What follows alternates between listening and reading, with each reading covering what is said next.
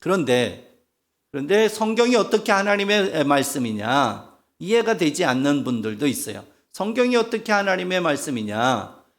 이제 우리가 그 성경의 역사를 보면 성경은 1500년에 걸쳐서 1500여 년에 걸쳐서 40여 명의 저자에 의해서 쓰여진 책이라고 하는데 다 시대적으로 다른 시대의 사람들, 그것도 한두 사람도 아니라 한 40여 명의 사람들이 기록한 사람의 책이 아니냐. 그런데 어떻게 하나님의 말씀이냐? 이렇게 이제 따져 묻는 사람들이 있습니다. 그래서 성경이 하나님의 말씀인 이유가 뭐냐? 첫 번째는 이렇게 1500년에 걸쳐서 40여 명이 기록한 책인데도 불구하고 이 책은 첫 번째 성령님의 감동으로 기록되었기 때문에 그래서 이 성경은 하나님의 말씀이다.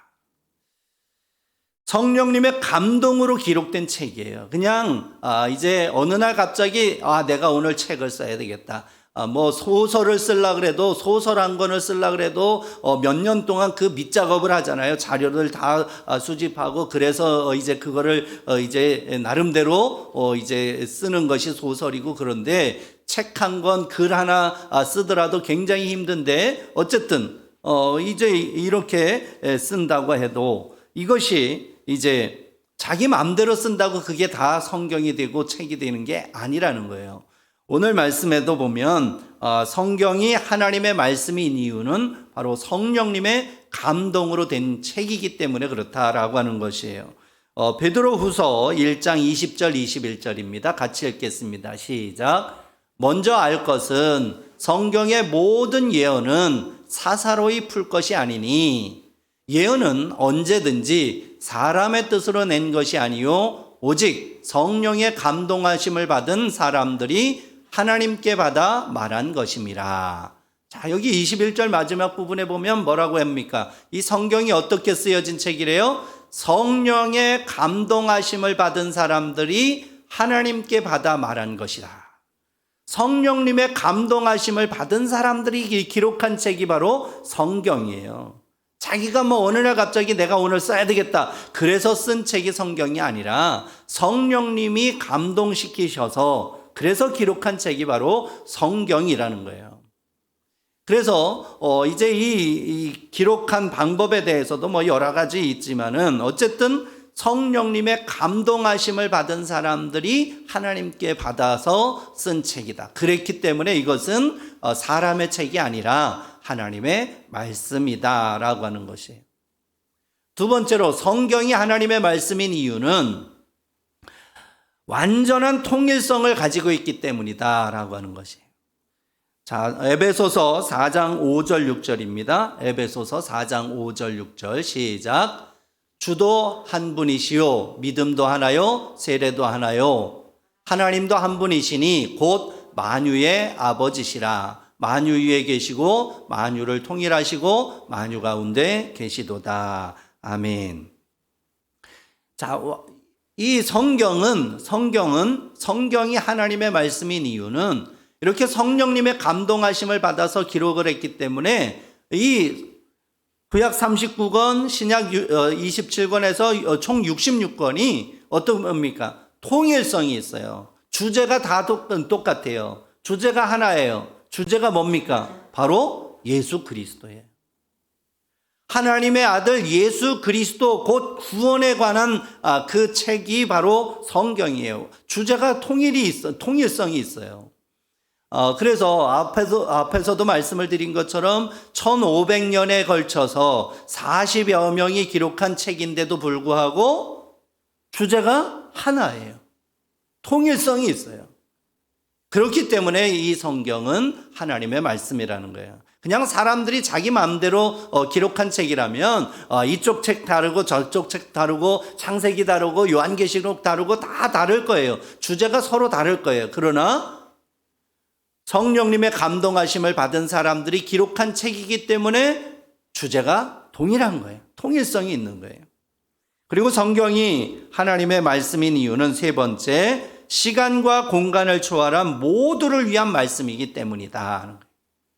시간적으로, 공간적으로 서로 다른 시대에 살았던 사람들도, 서로 다른 공간에 있는 사람들도 이 성경을 읽으면 모두 다 은혜 받고 변화되기 때문에 그렇다는 것이지요. 그래서 마가복음 13장 37절 말씀입니다. 시작.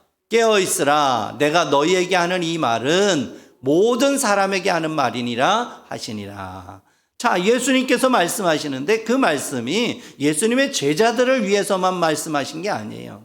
또 예수님을 따르는 무리들을 위해서만 말씀하신 게 아니에요. 예수님의 시대, 그리고 또 중세시대든지 또 조선시대든지 우리가 살아가고 있는 오늘이든지 어느 시대든지 이 말씀을 듣는 모든 사람들, 어느 시대에 살아갔던 사람들이든지 모든 사람들에게 이제 필요한 말씀이고 그들에게 은혜를 주시기 위한 말씀이다라고 하는 것이에요. 그래서 어느 시대든지 누구든지 인종이 어떻든지 또 어떤 언어를 쓰든지 상관하지 아니하고 이 성경, 하나님의 말씀인 성경을 읽는 사람들이 이제 변화되고 새롭게 되고 새 생명을 얻는 것을 보게 됩니다. 그래서 이 성경은 하나님의 말씀이다라고 하는 것입니다. 자, 그러면 성경은 왜 주셨느냐는 거예요. 성경의 목적. 성경을 우리에게 주신 이유, 목적이 뭐냐? 예수 그리스도를 믿어서 생명을 얻게 하기 위해서다라고 하는 것이에요. 성경을 우리에게 주신 이유는 뭐냐? 예수 그리스도를 믿고 영원한 생명을 얻게 하기 위해서 우리에게 성경을 주셨다는 거예요. 요한복음 20장 30절 31절입니다. 시작. 예수께서 제자들 앞에서 이 책에 기록되지 아니한 다른 표적도 많이 행하셨으나 오직 이것을 기록함은 너희로 예수께서 하나님의 아들 그리스도이심을 믿게 하려 함이요 또 너희로 믿고 그 이름을 힘입어 생명을 얻게 하려 함이니라. 아멘. 성경을 기록하게 하신 목적이 뭐냐? 예수님 믿게 하는 거예요. 예수님이 하나님의 아들이심을 믿고 그리고 구원받아서 새 생명을 얻게 하기 위해서 하나님께서 우리에게 성경을 주셨다는 거예요. 그러니까 이 성경은 구원받게 하시기 위한 책이에요. 우리로 하여금 예수님 믿어서 구원을 얻고 영생을 얻게 하기 위해서 주셨다는 거예요. 그래서 성경을 읽고 은혜 받은 사람들마다 구원을 얻고 영생을 얻는 거예요. 그리고 두 번째로 성경의 목적, 성경을 우리에게 주신 목적이 뭐냐? 온전한 사람이 되어서 선한 일을 행할 능력을 갖추게 하려 함이다라고 하는 것입니다. 자, 디모데후서 3장 15절부터 17절 오늘 우리가 함께 읽은 말씀인데 다시 한번 읽어보겠습니다. 또 어려서부터 성경을 알았나니 성경은 능히 너로 하여금 그리스도 예수 안에 있는 믿음으로 말미암아 구원에 이르는 지혜가 있게 하느니라. 모든 성경은 하나님의 감동으로 된 것으로 교훈과 책망과 바르게 함과 의로 교육하기에 유익하니 이는 하나님의 사람으로 온전하게 하며 모든 선한 일을 행할 능력을 갖추게 하려 함이라. 성경을 주신 이유는 뭐냐? 모든 하나님의 사람으로 온전하게 하기 위해서, 온전한 하나님의 사람 되게 하기 위해서 성경을 주셨다는 거예요. 그리고 선한 일을 행할 능력을 갖추게 하기 위해서. 사실 우리가 예수 그리스도를 믿기 전에는 우리 마음대로 우리의 정욕대로 모든 것을 행하고 살아갑니다. 그러나 이제 예수 그리스도를 믿고 하나님의 사람이 되고 나면, 그래서 하나님의 말씀을 읽으면서 이제 우리가 하나님이 기뻐하시는 일이 무엇인지 그것을 찾고 그 뜻대로 살아가게 되는 것이죠. 그래서 선한 일을 행할 능력을 갖추게 된다라고 하는 것입니다. 그래서 이 성경을 주신 목적이 뭐냐? 예수 그리스도를 믿고 구원을 얻고 영생을 얻어서 하나님의 뜻을 온전히 행하게 하기 위해서 성경을 주셨다라고 하는 것이에요. 성경을 주신 목적을 우리가 분명히 알아야 됩니다. 자, 그리고 그 다음에 그러면 성경 말씀의 특징이 뭐냐는 거예요. 우리에게 성경을 주셨는데 이 목적대로 생명을 얻게 하기 위해서 우리에게 성경을 주셨는데 성경의 특징이 뭐냐? 성경의 특징은 첫 번째, 영생의 말씀이라는 거예요. 앞에서도 말씀을 드린 것처럼 우리가 생명을 얻고 영생을 얻게 하기 위해서 성경을 주셨기 때문에 이 성경은 바로 영생을 얻게 하는 말씀이다라고 하는 거예요. 이거는 사도 베드로의 신앙 고백 안에 들어 있습니다. 요한복음 6장 68절 69절에 보면 이제 베드로의 신앙 고백입니다. 시작. 시몬 베드로가 대답하되 주여 영생의 말씀이 주께 있사오니 우리가 누구에게로 가오리이까? 우리가 주는 하나님의 거룩하신 자이신 줄 믿고 알았사옵나이다. 아멘. 여기에 보면 예수님을 믿는데 어떻게 믿느냐? 예수님께서 바로 영생의 말씀, 구원의 말씀을 우리에게 주시기 때문에 나는 예수님을 믿고 예수님을 떠날 수 없습니다라고 베드로는 이제 고백을 하고 있습니다. 그처럼 성경 말씀은 바로 우리에게 이 영생을 주시는 말씀이라는 것입니다. 그리고 두 번째로 이 성경 말씀은 그때 뭐 잠깐 있다가 없어지는 말씀이 아니라 항상 계시는 말씀이라는 거예요. 베드로전서 1장 23절입니다. 베드로전서 1장 23절 시작. 너희가 거듭난 것은 썩어질 씨로 된 것이 아니요 썩지 아니할 씨로 된 것이니 살아있고 항상 있는 하나님의 말씀으로 되었느니라. 아멘. 자, 여기에서 거듭난 방법, 거듭난 비결에 대해서 말씀을 하는데 어떻게 말씀을 하십니까? 살아있고 항상 있는 하나님의 말씀으로 되었다. 살아있고 항상 있는 하나님의 말씀으로 구원을 얻고 영생을 얻고 거듭나게 되었다라고 하는 것을 분명히 말씀하고 있습니다. 하나님의 말씀은 그냥 잠깐 있다가 없어지는 말씀이 아니에요. 항상 계시는 말씀이에요. 항상 있는 말씀이다. 또 세 번째는 내 곁에 계시는 말씀이라는 거예요. 말씀은 항상 우리 곁에 계셔요. 자, 신명기 30장 11절부터 14절인데요. 좀 길어요. 같이 읽겠습니다.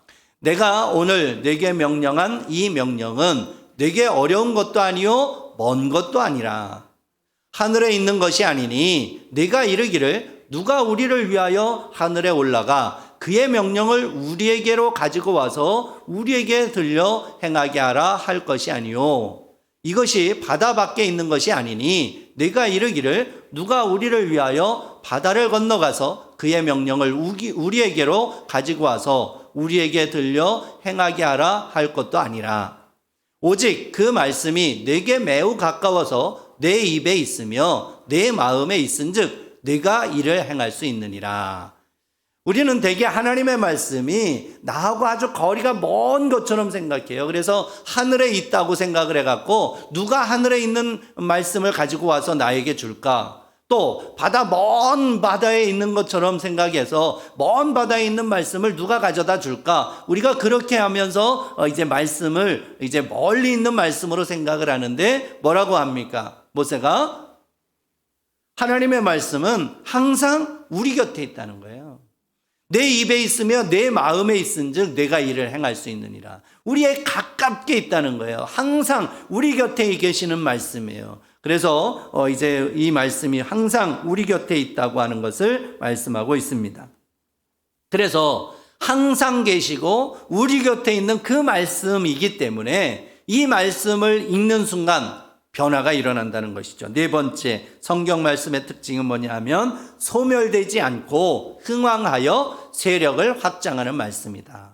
하나님의 말씀은 뭐 위축되거나 소멸되거나 그러지 않아요. 오히려 점점 더 이제 확장되어 간다는 거예요. 마치 누룩처럼, 마치 겨자씨처럼 그렇게 하나님의 말씀은 점점 흥왕케 된다라고 하는 것입니다.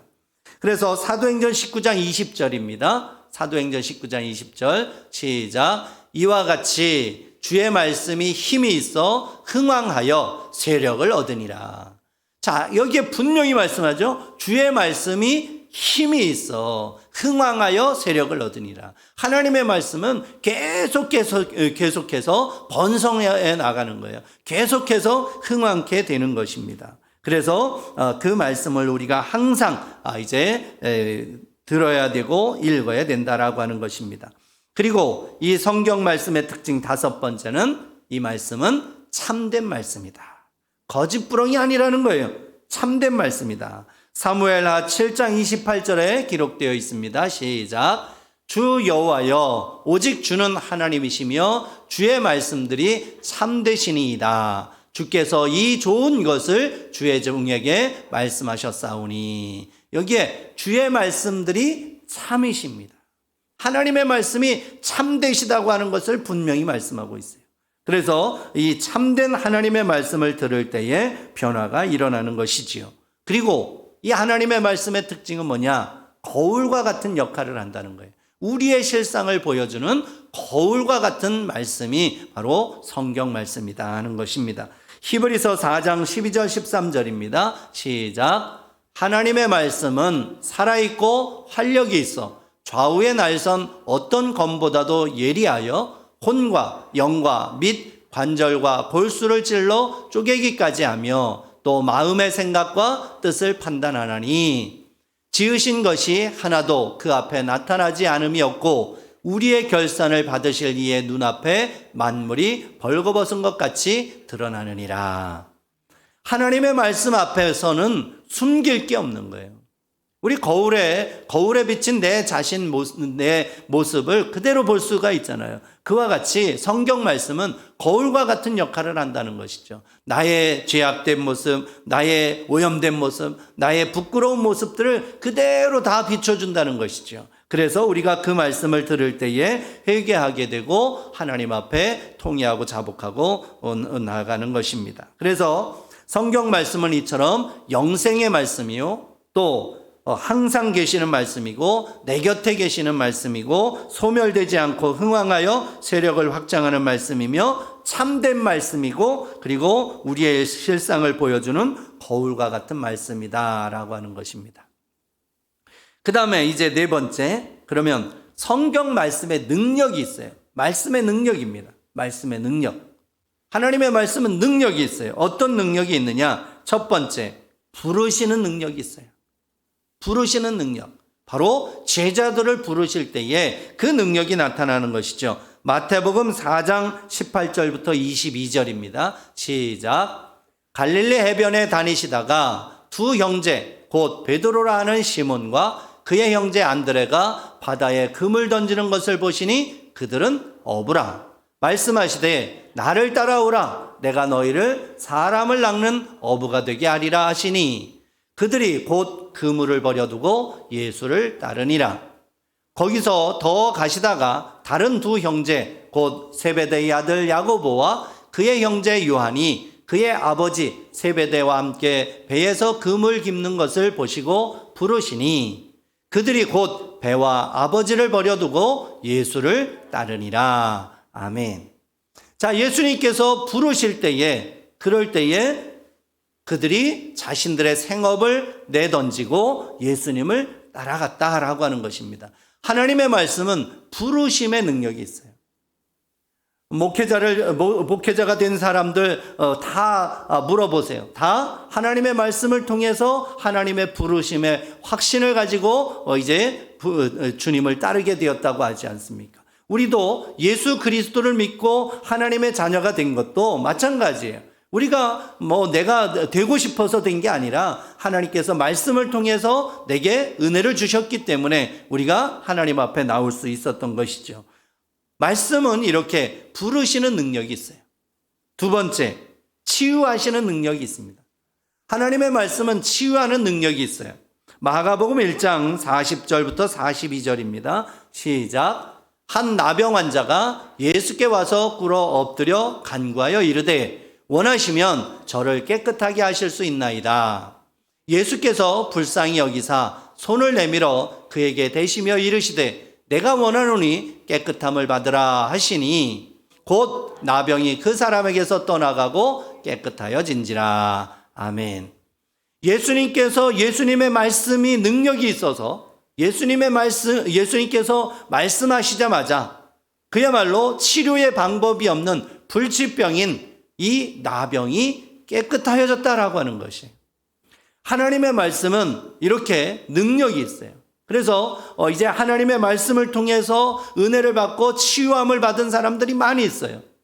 그리고 눈으로 보이는 이제 이 육신의 병은 치유받지 못했다고 할지라도 이제 마음의 병을 치유받은 사람들이 또 얼마나 많이 있습니까? 그러니까 모두 다 치유하신 거예요. 완벽하게 다 치유하신 게 아니라 우리에게 꼭 필요한 그 한 부분 한 부분을 이제 우리를 치유하여 주심으로 우리가 그 치유의 은혜를 경험하고 그래서 하나님 앞에 나올 수 있었다라고 하는 것입니다. 그래서 성경 말씀은 치유하는 능력이 있다라고 하는 것입니다.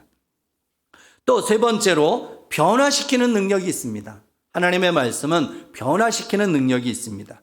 누가복음 19장 5절부터 9절 말씀입니다. 시작. 예수께서 그곳에 이르사 쳐다보시고 이르시되 삭개오야 속히 내려오라 내가 오늘 내 집에 유하여야 하겠다 하시니 급히 내려와 즐거워하며 영접하거늘 뭇사람이 보고 수군거려 이르되 저가 죄인의 집에 유하러 들어갔도다 하더라. 삭개오가 서서 주께 여짜오되 주여 보시옵소서 내 소유의 절반을 가난한 자들에게 주겠사오며 만일 누구의 것을 속여 빼앗은 일이 있으면 네 갑절이나 갚겠나이다. 예수께서 이르시되 오늘 구원이 이 집에 이르렀으니 이 사람도 아브라함의 자손이미로다. 아멘.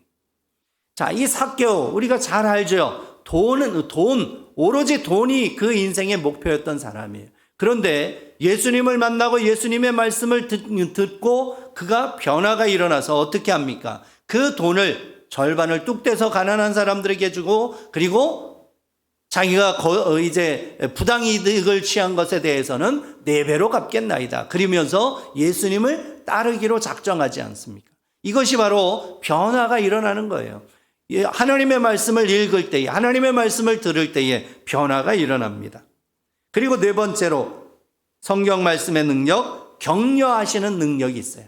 격려해 주십니다. 마가복음 12장 41절부터 43절입니다. 시작. 이사야가 이렇게 말한 것은 주의 영광을 보고 주를 가리켜 말한 것이라. 그러나 관리 중에도 그를 믿는 자가 많되 바리새인들 때문에 드러나게 말하지 못하니 이는 출교를 당할까 두려워함이라. 요한복음 같은데 그들은 사람의 영광을 하나님의 영광보다 더 사랑하였도다. 이거는 요한복음 같은데요. 마가복음은 다시 찾아보세요. 마가복음 12장 41절부터 43절 말씀에 보면은 이제 과부의 두렙돈 얘기가 나옵니다. 사람들이 볼 때에 두렙돈 그거 그냥 푼돈이잖아요. 그냥 동전이잖아요. 그거 뭐 몇 푼이나 됩니까? 그런데 주님이 보실 때는 그것이 정말 소중한 연보라고 하는 것을 인정을 하시고 그래서 거기에 뭐 정말 부자들이 낸 금액으로 따지면 엄청나게 큰 금액을 낸 사람들도 있어요. 그런데 예수님께서는 그 사람들보다 더 많이 냈다고 더 크다고 그러면서 이 과부의 두렙돈을 더 인정하시고 칭찬하시면서 격려하시는 것을 보게 됩니다. 바로 하나님의 말씀은 그 말씀 자체로 격려를 받아요. 우리가 정말 마음이 지쳐 있을 때에 외로울 때에 힘들 때에 하나님의 말씀에 격려받고 그래서 일어서고 다시 용기를 얻고 힘을 내잖아요. 그래서 하나님의 말씀은 격려하시는 능력이 있다. 또 다섯 번째로 하나님의 말씀은 바로 사탄을 물리치는 능력이 있습니다. 사탄을 물리치는 능력. 마태복음 4장 10절부터 11절입니다. 시작. 이에 예수께서 말씀하시되 사탄아 물러가라 기록되었으되 주 너희 하나님께 경배하고 다만 그를 섬기라 하였느니라. 이에 마귀는 예수를 떠나고 천사들이 나와서 수종드니라. 아멘. 하나님의 말씀은 바로 사탄을 물리치십니다. 또 베드로전서 5장 8절 9절에 기록되어 있습니다. 시작. 근신하라 깨어라 너희 대적 마귀가 우는 사자같이 두루다니며 삼킬 자를 찾나니 너희는 믿음을 굳건하게 하여 그를 대적하라. 이는 세상에 있는 너희 형제들도 동일한 고난을 당하는 줄을 알미라. 아멘. 사탄을 물리칠 수 있는 능력 바로 하나님의 말씀이에요. 그래서 이제 하나님의 전신갑주 가운데에도 하나님의 말씀이 뭐라 그럽니까? 하나님의 말씀은 성령의 검이라 그랬어요. 공격형 무기가 바로 말씀이에요. 사탄을 물리칠 수 있는 유일한 공격형 무기가 바로 말씀인 것이에요. 그래서 우리가 이 말씀을 붙잡아야 됩니다. 또 여섯 번째로 말씀의 능력, 창조하시는 능력이 있습니다. 하나님의 말씀은 창조의 능력이 있어요. 요한복음 1장 1절부터 3절입니다. 시작. 태초에 말씀이 계시니라. 이 말씀이 하나님과 함께 계셨으니 이 말씀은 곧 하나님이시니라. 그가 태초에 하나님과 함께 계셨고 만물이 그로 말미암아 지은 바 되었으니 지은 것이 하나도 그가 없이는 된 것이 없느니라. 아멘. 창세기의 말씀을 우리가 지난번에도 이제 오후에 우리가 묵상했던 것처럼 하나님께서 온 우주 만물을 창조하실 때에 그때의 말씀으로 창조하셨는데 그 말씀이 곧 예수 그리스도라는 거예요. 우리의 구원자, 우리의 메시아, 바로 예수 그리스도가 그 말씀이에요. 그래서 바로 그 말씀이신 예수님께서 온 우주 만물을 창조하시는 거예요. 우리의 삶도 새롭게 창조하시는 것입니다. 그래서 이 창조하시는 능력, 이 창조하시는 능력으로 인해서 하나님의 말씀으로 인해서 이제 매일 새로워지는 것이죠. 우리의 삶도 매일매일 새로워지는 것입니다. 그래서 이제 하나님의 말씀은 이렇게 이제 우리가 살펴봤는데 이제 성경의 구성, 성경은 어떻게 이루어졌느냐? 하나님의 말씀을 이제 분석해 보면 이제 구조가 이렇게 되어 있습니다. 우리가 앞에서도 잠깐 언급했던 것처럼 구약 성경과 신약 성경 주제가 같다 그랬어요. 그죠? 주제가 뭡니까? 예수 그리스도예요. 예수 그리스도. 그러면 구약은 오실 그리스도에 대한 말씀이에요. 신약은 오신 그리스도에 대한 글이에요. 그래서 오실 그리스도에 대해서 기록한 구약 성경은 몇 권입니까? 39권. 오신 그리스도에 대한 말씀인 신약 성경은 몇 권이에요? 27권. 자, 그러면 구체적으로 이제 그 내용상 구분을 해보면 구약 성경 39권 중에 역사서가 있습니다. 역사서와 성문서와 예언서 이렇게 크게 나눌 수가 있고 역사서 안에는 율법서와 역사서 이렇게 나눌 수가 있는데 그 율법서는 우리가 잘 알듯이 앞에 구약에 처음 나오는 5권 창세기, 출애굽기, 레위기, 민수기, 신명기. 그리고 역사서는 여호수아서, 이제 사사기, 룻기, 사무엘 상하, 열왕기 상하, 역대 상하, 에스라, 느헤미야, 에스더. 그 다음에 성문서는 이제 그 시와 문학적인 그러한 표현의 책들이죠. 그것이 바로 욥기, 시편, 잠언, 전도서, 아가서. 또 예언서가 있습니다. 선지서라고도 하는데 전기 예언서, 이제 그 전기 예언서, 후기 예언서로 나누게 되는데 전기 예언서에는 이사야서, 예레미야가, 에스겔, 다니엘. 또 후기 예언서는 호세아, 요엘, 아모스, 오바댜, 요나, 미가, 나훔, 하박국, 스바냐, 학개, 스가랴, 말라기 이렇게 있습니다. 이게 이제 구약 성경이에요. 그리고 신약 성경도 이제 복음서, 역사서, 서신서, 예언서로 나뉘는데 복음서는 바로 마태, 마가, 누가, 요한이죠. 또 역사서로는 사도행전이 있습니다. 그리고 대부분을 차지하는 것이 이제 서신서인데 서신서는 크게 두 가지로 나눕니다. 바울이 쓴 책과 이제 다른 사람이 쓴 책. 그래서 바울이 쓴 책이 이제 14권, 공동서신이 이제 다른 사람들이 쓴 책이 그 뒤에 있는데 이 14권, 13권 이렇게 얘기도 하는데 히브리서를 이제 바울이 썼느냐 말았느냐 요 차이인데 이제 우리는 이제 바울이 쓴 걸로 하면 14권입니다. 그래서 이제 바울이 쓴 책 가운데서도 이제 교리적인 부분을 다룬 책이 있고 감옥에 갇힌 상태에서 쓴 편지가 있고 그리고 목회를 위해서 쓴 책이 있고 이제 일반적인 내용으로 쓴 책이 있는데 바로 교리를 다룬 책이 로마서, 고린도전후서, 갈라디아서. 그리고 감옥에 갇혀서 쓴 책이 뭐냐면은 에베소서, 빌립보서, 골로새서, 빌레몬서. 또 이제 목회를 위해서 자기의 이제 후배 목회자를 위해서 쓴 책이 바로 디모데 전후서, 디도서. 그리고 일반적인 내용을 다룬 편지가 데살로니가 전후서, 그리고 히브리서 이렇게 되어 있습니다. 그리고 바울 이외에 다른 사람들이 쓴 책이 있는데 그것이 야고보가 쓴 야고보서, 베드로가 쓴 베드로 전후서, 사도 요한이 쓴 요한 1, 2, 3서, 그리고 유다가 쓴 유다서, 그리고 예언서가 있는데 바로 요한계시록입니다. 이렇게 이제 성경이 이제 되어 있죠. 그래서 옛날에는 우리가 노래로 이거를 이제 외웠잖아요. 그죠? 어떻게 외웠나요?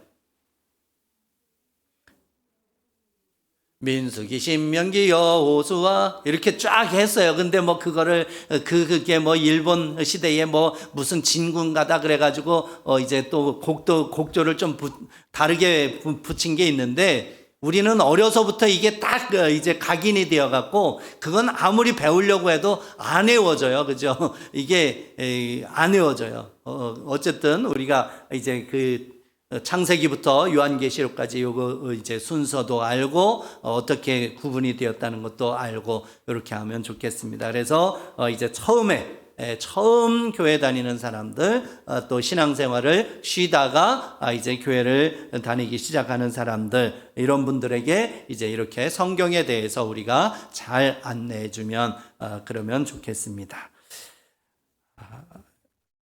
기도하겠습니다. 하나님 아버지, 오늘도 저희들을 불러주셔서 이렇게 하나님의 말씀에 대해서 또 배우고 익히게 하여 주셔서 감사합니다.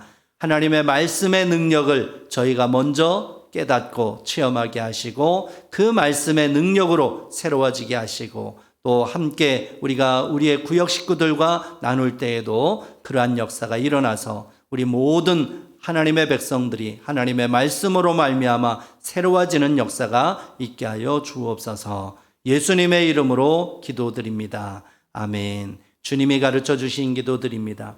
하늘에 계신 우리 아버지, 아버지의 이름을 거룩하게 하시며 아버지의 나라가 오게 하시며 아버지의 뜻이 하늘에서와 같이 땅에서도 이루어지게 하소서. 오늘 우리에게 일용할 양식을 주시고 우리가 우리에게 잘못한 사람을 용서하여 준 것 같이 우리 죄를 용서하여 주시고 우리를 시험에 빠지지 않게 하시고 악에서 구하소서. 나라와 권능과 영광이 영원히 아버지의 것입니다. 아멘.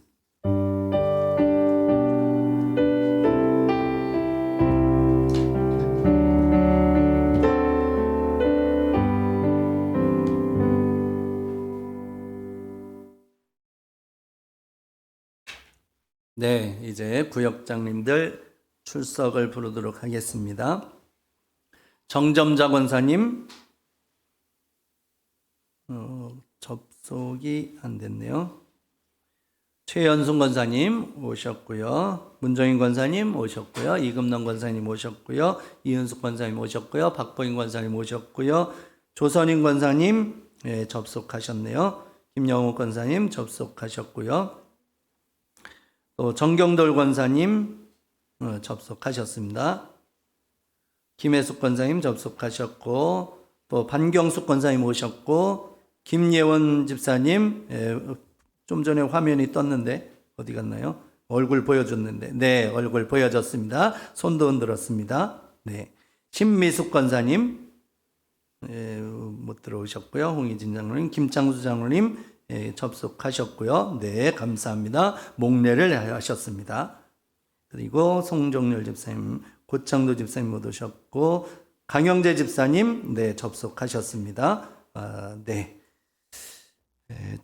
그래서 시작할 때도 말씀을 드린 것처럼 이렇게 줌으로 아니면 오프라인으로 예배당에 오셔서 참석하시면 되는데, 이 둘 중에 하나도 못하신 분들은 이제 따로 날을 정해서 이제 보충 수업을 하도록 하겠습니다. 그래서 이 출석 체크가 다 있기 때문에 이제 언제 누가 빠졌는지, 몇 과에 누가 빠졌는지 다 알기 때문에 이제 따로 이제 연락이 갑니다. 연락이 가니까 이제 그렇게 이제 또 복잡하게 하지 마시고 부지런히 참여할 때, 그죠? 열심히 참여하시면 됩니다. 구역공과는 이제 2과입니다. 구역공과 2과인데, 우리가 같이 읽어야 될 성경이 창세기 18장부터 이제 28장까지 창세기 맞죠? 맞습니까? 어때요? 그런가요? 가지고 계십니까? 네, 주보에도 있지요? 네, 주보에도 있어서 창세기 18장부터 28장까지의 말씀을 이제 이번 주간에 읽는 거예요. 그러니까 작년부터 이제 우리 교단 구역공과가 이제 성경 읽기로 이렇게 변경이 되어서 그래서 이제 같이 2년 동안 같이 읽으면서 이제 구역공과가 나누어지게 되는데, 그래서 이번 주에는 이제 창세기 18장 16절부터 28장까지인데 그 중에 이제 우리가 구역공과로 나누는 말씀은 18장의 말씀이에요. 그래서 18장의 말씀 바로 이제 아브라함에게 하나님께서 천사를 보내셔서 소돔과 고모라를 멸하시기로 작정하신 그 소식을 전하실 때에 아브라함이 이제 하나님 앞에서 이제 그것을 중보하는 그런 말씀이죠. 그래서 악인과 의인을 모두 다 멸하시는 게 그게 옳습니까? 라고 했을 때에 하나님께서 그러면 50명 의인이 있으면 내가 멸하지 않을게.